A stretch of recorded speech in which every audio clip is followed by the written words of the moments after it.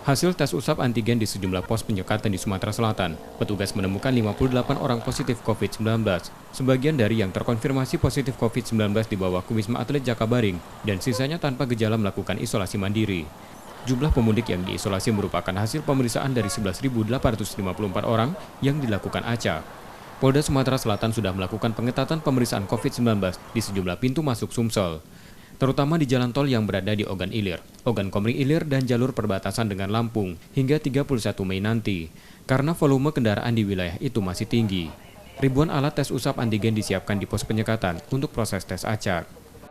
Untuk daerah penyekatan, ada 58 orang yang positif, yang ada beberapa yang ditaruh di Wisma Atlet, ada juga di rumah sakit, dan ada yang isoman.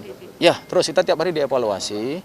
Hari ini kelihatannya sudah agak menurun ya, tetapi kita terus sampai tanggal 31, karena mungkin masih ada, dan kita juga membantu teman-teman terutama yang di Polda Lampung, karena di sana kan gerbang terakhir untuk melewati Sumatera.